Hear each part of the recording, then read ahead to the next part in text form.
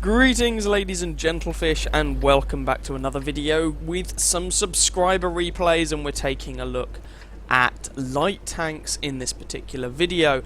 I find this an interesting time to show these games for a few reasons. Well, one big reason I guess for these games collectively. We've got patch 9.18 looming on the horizon. The estimates I've seen, where people I think are pretty good at judging these things, tend to put the sort of time for the patch, probably they say 1 to 2 weeks, something like that. And of course, come patch 9.18, one of the things that they're doing is completely revamping the light tanks, introducing tier 10 light tanks. A lot of tanks are getting moved up a tiers or rebalanced or whatever. So there is that. And so I thought it was a nice time just to show some light tanking as it currently is, and well, some of these machines are soon to change. Now we're kicking off proceedings with Makara. He's driving the American tier 8 light tank, although I believe the plan is to bump this thing up to tier 9 in patch 9.18. And we are here on Live Oaks. Now this is not a map you typically associate with light tanks, really. There are actually a couple of ways of picking up some assistance damage on this map, but when you think of awesome light tank maps, this is not the first one to come to mind. I mean, don't get me wrong, it's not a terrible map for light tanks, but it just doesn't come to mind when you think of awesome light tank maps. In fact, if I'm going to be honest, Live Oaks to me doesn't really come to mind for many reasons. No, for any real reason. Anyway, so Mac was sitting in some bushes out in the middle of the lake there. He does eventually get spotted, unfortunately. And so just decides to fire at the enemy AMX 1390. Manages to kill the 1390 into the bargain, so that's not too bad. And he is of course using the big old derpy 152mm boom gun. Everybody's favourite blatty gun of destiny. So each team has lost one tank. Friendly team has lost an M41 Walker Bulldog. Enemy team has lost the AMX 1390. If we were going purely by matchmaking weight, the friendly team have a little bit of an advantage in that sense, as the 1390 is more valuable than the Walker Bulldog, and actually it looks like the friendly team start off with an additional tier 10. Anyway, although I think you could make a pretty good case for saying in the particular case of the M41 Walker Bulldog, it is actually as valuable, if not more so, than the 1390, but let's not get bogged down in all that too much. So Mac is taking aim at this T10 and hits the T10. This 152mm gun fires high explosive rounds, so you don't need to aim colossally or worry too much about penetrating your target. You'll just sort of blat them in the side for like 300 damage. It's basically the same gun as the KV2. There are some differences, but it's a very similar gun to the KV2, just on a tier 8 light tank. So, yeah. Popping up once again. Hello, Mr. 130. Oh, no, no, no, no. Mac has not been spotted. Anyone going to take advantage of Mac spotting this fellow? Scoreline 6-2, by the way. The friendly team appear to be doing fairly well. No, so Mac just goes, screw it, and puts a shot into the 113 himself. Someone else does then shoot the guy.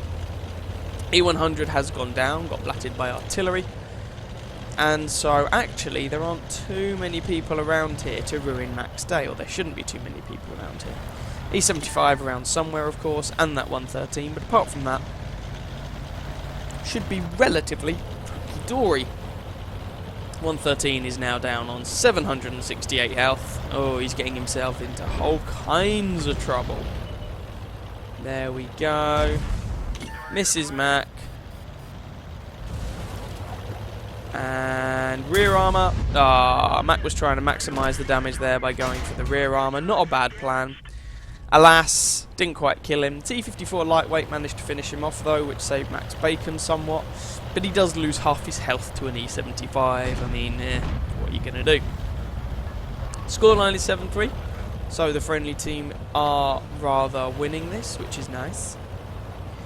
And Mac is, well, basically just keeping moving, trying to spot people, closing in for the kill where possible, and there is a mighty Jaegeru. Front armour, pretty impressive. Gun, very big. Tank, quite ponderous. 377 damage. Oh yeah. Sometimes you gotta love derp guns. And it looks like Mac didn't even get spotted for that because he is firing at extreme range. I mean, you can see the size of the aiming circle there.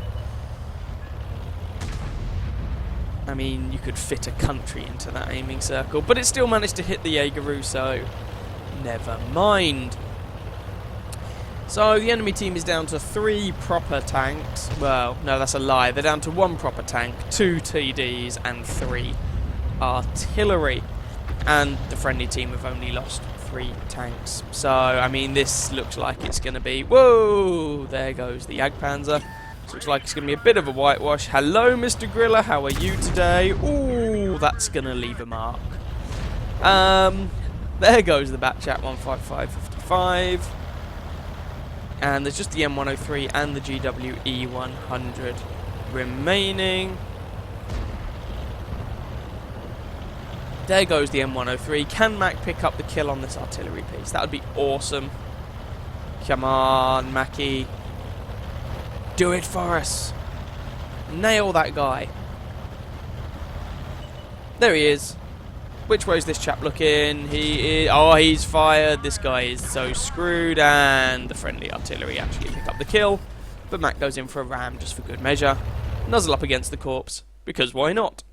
And there we go. Let's go and see how well So Mac did. Game was actually a bit deceptive. It ended up being a much better result than it necessarily looked like. I mean, it looked like it was a decent match. But, like I said, much better result than one might actually have at first thought. Ace Tanker, Bruiser, Fire for Effect, and Patrol Duty, and that kind of gives you a hint as to how it's going to be such a nice result. 2,626 damage, over 800 of which was against that poor Gorilla right at the end. 2 kills, 1,308 base experience.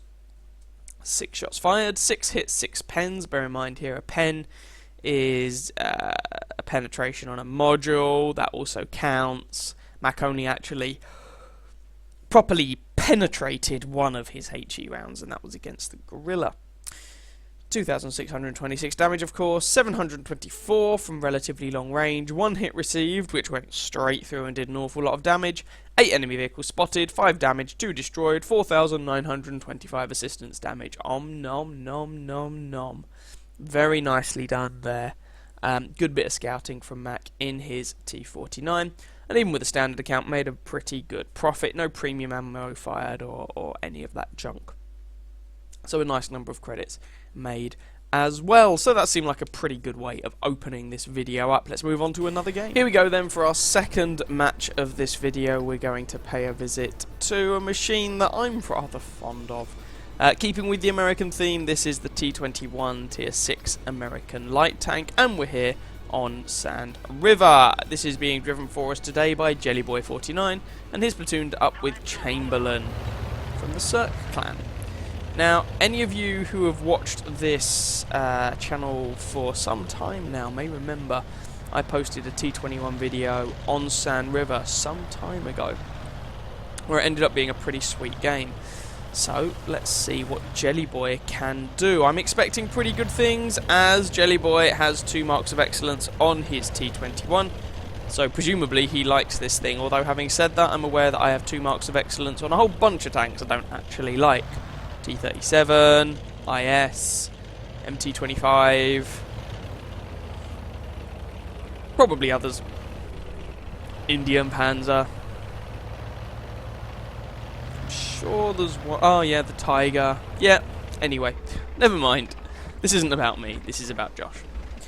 So, it's a tier 8 match. This is middle of the road matchmaking for the T21 at the time of Josh playing this game. T21 was a tier 6 light tank, and the light tanks get match made as if basically they're 1 tier higher than they are. So, it sees tier 7 to 9 matches, naturally, if left to its own devices. I remember when tier 6 light tanks used to see tier 10 matches. Anyway, enough of me being an old man. Apparently, there was no one up on that ridgeline up there where there's usually people, and Mac and his platoon mate run into a bunch of light tanks. There goes the T37, and there goes the Leopard. VK3001 just around the corner. All of that done, by the way, with the platoon taking about 90 damage in total. And they wreck that pair of light tanks. Now the VK3001D is in a whole world of hurt, and... Chamberlain picks up the kill. 3 kills for the platoon so far, and that is all the kills currently on the friendly team. So far, so good. So, just driving through Sand River here. You have to be a little bit careful coming down this section. If you're spotted and there are camping TDs at the enemy base, they can slap you one in the face. So caution is advised. And that's true just generally on this approach towards the enemy base. And the T21 is, it's a machine that a lot of people don't seem to like or seem to find somewhat uninspiring. In my opinion, it's as close as you can get to the old school Chaffee, and I love the old school Chaffee, so that means I love the T21. Accelerates well, turns well, has a decent enough gun. The only thing that's really lacking on it is the top speed, which is a little bit not great. And I don't know why you can't see the aiming reticle here. Replay is derpy, I guess. What are you going to do? Only just noticed that. T25 here is going to get absolutely wrecked by this platoon. There's not really much you can do about it. Although Chamberlain is taking a bit of a pasting in the process, but Jelly Boy picks up the kill for his 3rd kill and the platoon's 4th. Scoreline is 5-2. And hello, Mr. Black Prince. Your bum is to us. You're really not paying attention to what's going around, are you? Well, I guess the fact that he's camping at base in a Black Prince should probably tell you all you really need to know about this situation. And he's struggling with gun depression. Can't point his gun over the back of the tank. And now I've no idea what this guy is doing. Oh, he puts one into Jelly. No! And Jelly just backs off. Whoa, those two just go into the dirt. And Black Prince somehow flubs that shot, and Jelly actually picks up kill number 4. Well, that guy was a bit of a not very good player. Let's be not too harsh and fairly charitable and just say he wasn't a very good player. If these guys have got any sense, they'll have noticed, oh my god, there's a platoon marauding through our base. Clearly the Scorpion has some eyes, but he also has a lot of other things to worry about. So, to be fair to him, this guy's having some problems. Oh, almost Jelly's 5th kill, but not quite. Is that the rear of a T28 prot? Sorry, just a T28. I do believe it is. Om nom nom nom nom. Take his health away. Oh, no, is that... Or is that just the side? No, that is the rear. Tracks the guy. And just keeps putting shot after shot after shot into this guy's booty, and then his side. I am not looking forward to playing the T28. And then he sets the guy on fire, and then the guy is dead. Hurrah! Scorpion has also gone to a better place. That leaves a... well, that OI is dead. T29 or 2. You've got to pick a pocket or 2. There we go. Ah, bounce on the side of the turret. Sad face. No. Bounce again. T29 can be quite a tough little cookie. I say little, it's not that little. By the way, Jelly Boy's on 5 kills, just in case you hadn't noticed. Include Chamberlain's kill, that means the platoon is on 6. Not 3 each though, so they're not currently on a Brothers in Arms. Ah, well, never mind. And you don't get top guns for your platoon. So, going to chase out these last few tanks. They're on relatively low health, so it should be fairly easy for Jelly to do the business here. You know, they're all in the sort of 2-shot range, or a number of them are in the kind of 2-shot range. 3-ish, maybe 4 shots for the Tiger. Panther would require a few more.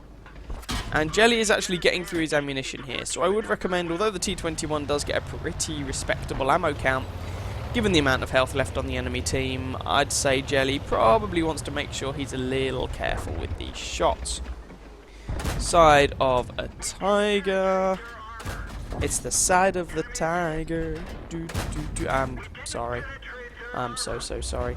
And Jelly here switches to APCR. He's done this a couple of times this match. I'm not really sure why he's bothering.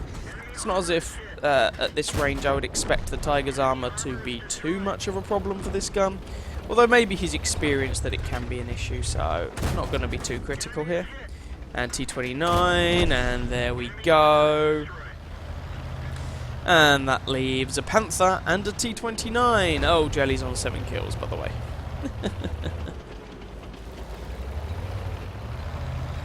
So, Panther down there, T29 up above. Switches to APCR again. I'm not convinced he'd need it for either of these tanks, really. But, whatever. That's a rock, Jelly. That's a rock.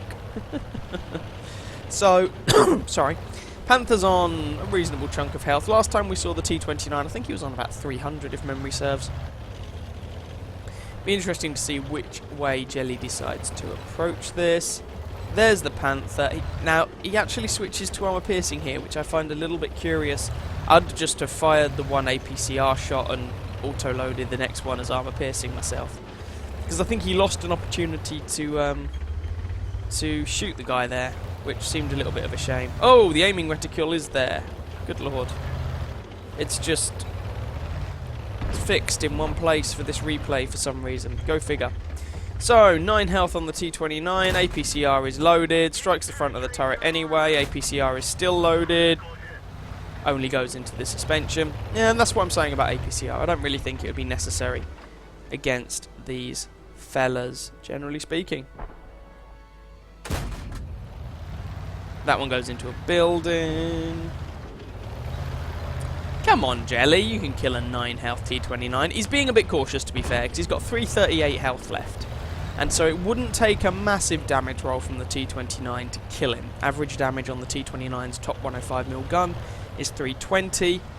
So, you know, maybe 4 times in 10, 3 or 4 times in 10, you would expect that T29 to one-shot or to kill Jelly's T21 here. So, I can understand why Jelly was being cautious. There we go, Panther. And Jelly doesn't have to be cautious here. I mean, the Panther doesn't have the DPM to kill Jelly before succumbing to the inevitable. One more shot. There we go. That is the game. Unlike the game I had on Sand River, that one was a fairly secure victory. So let's go and have a look at the post-battle stats for this one. So perhaps unsurprisingly, that was an ace tanker for Jelly Boy's T21. It's actually quite easy to get an ace tanker in the T21. The requirements are really low. You can do it with just a shade over 1000 base XP. Bruiser, Arsonist, burn someone to death. Duelist, fire for effect, high caliber top gun, and Radley Walters medal, of course, for those 6 kills. 3,882 damage done, 8 kills, 1,820 base experience. Second on his team was Chamberlain, his platoon mate, who got 2,828 damage. Only the 1 kill. Jelly Boy was rather hoovering up the kills there. And shout out should also go to the M44, who managed just over 2,000 damage in his artillery piece. 58 shots fired, 50 hits, 36 penetrations for that damage count. About 1,000 from over 300 meters, 2 hits received, both penetrated. It's a light tank, no surprises there. 10 enemy vehicles damaged, 8 destroyed, a total of 9 assistance damage in his light tank. Mostly doing it all himself. And with a standard account, he actually made a loss of almost 27,000 credits, and that's because he did fire quite a lot of APCR ammo. And honestly, I felt that Jelly got into a little bit of a mix-up with his different ammo types there. That'd really be my only criticism of that game, but it was a very, very well played game overall. And I'm not just saying, you know, he shouldn't fire APCR. I mean, they're his credits. He should do what he wants with them. But there were little moments like changing ammo types cost him a shot on someone and things like that. So it just seemed to get into a bit of a muddle with his ammo types. That match was just over 9 minutes long, and obviously 1,820 experience plus some free XP into the bargain there. So, there were a couple of light tank games, American light tank games of all things, just before we get into patch 9.18, which will kind of rewrite the rulebook. Anyway, I hope you guys enjoyed those games and that video. If you did, by all means feel free to catch some of my other videos and or subscribe to my channel, and I wish you very happy hunting on that battlefield. Ciao ciao.